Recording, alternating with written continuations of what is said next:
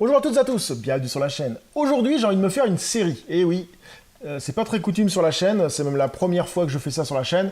Donc on arrive aux alentours de 100 vidéos, je sais plus combien. Et je l'avais dit dans ma centième, j'avais dit je ferai des séries. Et là, justement, j'ai eu envie de me refaire 22-11-63, qui est une série qui m'avait énormément marqué quand je l'avais vue la première fois. J'étais resté un peu scotché, surtout sur la fin, qui était magnifique. Et je me suis dit, cette série est pas très connue, et pas mal de monde sont passés à côté. J'ai été voir, elle n'est pas sur aucun site de streaming, ni Netflix, ni Amazon, c'est bien dommage. Et je me suis dit, je vais en parler, parce que c'est quand même Stephen King qui l'a produit avec J.J. Abrams. Et donc, pour moi, c'était du lourd. On va lire un peu de quoi ça parle.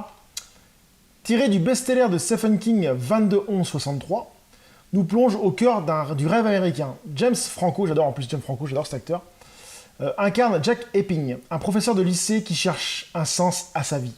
Encouragé par un ami, Jack remonte dans le temps et atterrit dans le Texas des années 60, et avec pour mission d'empêcher l'assassinat du président John Fitzgerald Kennedy. Alors que Jack explore les mystères qui entourent l'assassin présumé, le fameux Lee Harvey Oswald, sa mission se retrouve menacée non seulement par Oswald, ainsi que le passé lui-même qui ne veut pas être changé. Donc c'était comme je vous dis, une série qui m'avait marqué parce que c'était un peu de la science-fiction mélangée à des faits qui sont vécus. Et puis mener tout ça avec un bon rythme, il y a vraiment de choses, avec un super James Franco.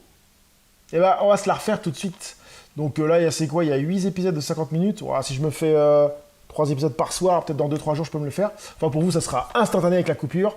Sur ce, je vous dis, on va voir ça tout de suite, ça vaut toujours le coup. Day 2, Day 3. Donc je viens de me finir 22-11-63.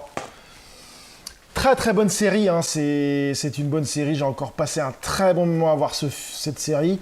Série donc de 8 épisodes de 50 minutes. On voit pas le temps passer, hein. James Franco joue vraiment bien. L'ambiance y est, les décors ont été refaits, les voitures, tout est là dans les années 60. Et au début, on s'attend à une histoire vraiment banale. Le seul hic que je reprocherais à ce film, c'est qu'il n'y a pas vraiment d'explication sur le pourquoi du comment il voyage dans le temps. Enfin, il y a une explication, il y a un endroit où ça le permet, mais il n'y a pas d'explication de pourquoi du comment. Après, voilà. Et donc, pour revenir à la série, c'est une série qui pose les personnages, qui prend son temps au début, et après qui enchaîne, et c'est vraiment, vraiment, vraiment bien fait.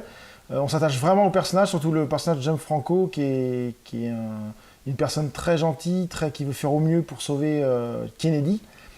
Et manque de chance, le temps, comme il le disait dans le film, le passé, je veux dire, lui-même l'empêche, il y a des choses qui se passent. Enfin, je ne vais pas rentrer dans les détails, ça vaut vraiment pas le coup de vous spoiler cette série, qui vaut vraiment le détour. Si vous la trouvez un jour dans un cache ou n'importe où, ou vous la voyez sur les sites de streaming, foncez, hein, c'est du très très bon.